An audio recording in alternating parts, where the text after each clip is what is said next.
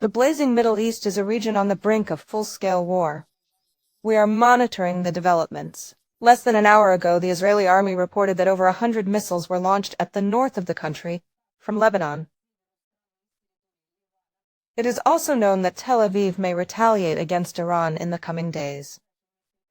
Potential targets include oil infrastructure, military bases, and even nuclear facilities, according to Bloomberg. According to the New York Times, Iranian forces have also prepared hundreds more missiles in case of an Israeli military response. The situation is being discussed at an emergency meeting. Yana Mendeleva will continue.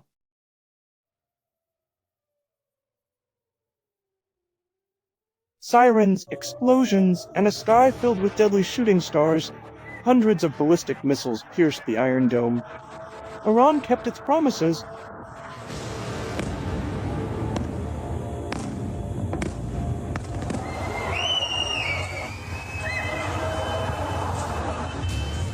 There are many bright flashes in the sky above us. This is the Israeli Iron Dome air defense system launching interceptor missiles. The Middle East is teetering on the edge of full-scale war. October here began with a barrage of rockets.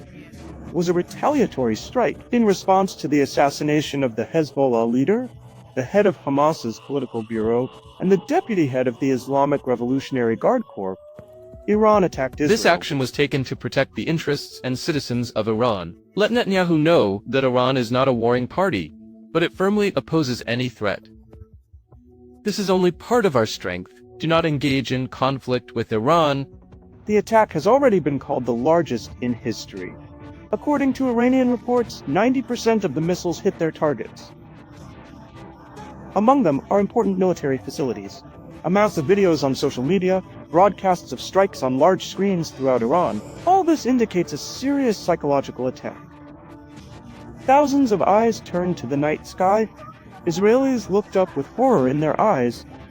Residents of Tehran and Gaza rejoiced. Despite all the damage described by the Iranian side, Israeli media report that only hundreds of homes were damaged. Iran made a big mistake tonight, and it will pay for it.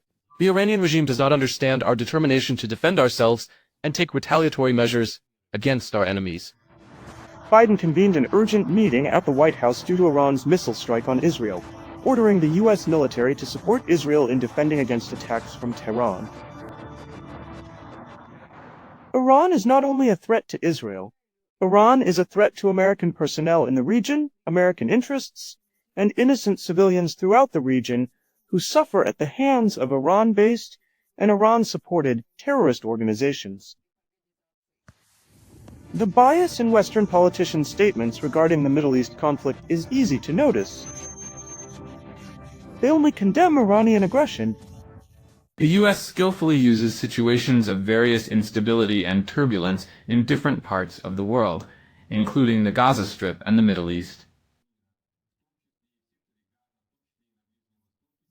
And Israel is a kind of time bomb filled with very powerful explosives, which can be used to destabilize the entire region and accordingly restrain the development of regional countries.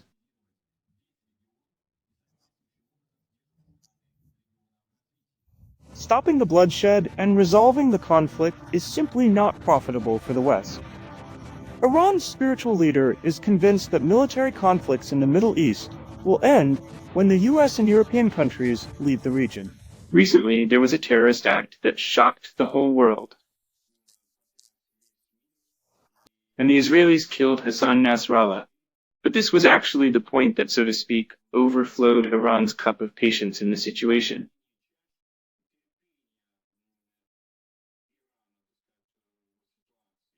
Iran realized that such actions could not be carried out by Israel alone. Americans, British, and French are present nearby. They are not only present, they are even participating in this process.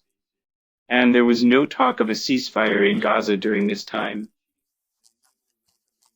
And simply put, Iran was deceived in the most cynical way. The UN Secretary General was declared persona non grata by Israel. The conflict is rapidly spiraling into escalation. Every new strike is a step back from the possibility of sitting at the negotiating table. But every war ends in peace. The only question is how much money and how many lives it will cost. Yana Mendeleva, Artyom Selyanin, First Information.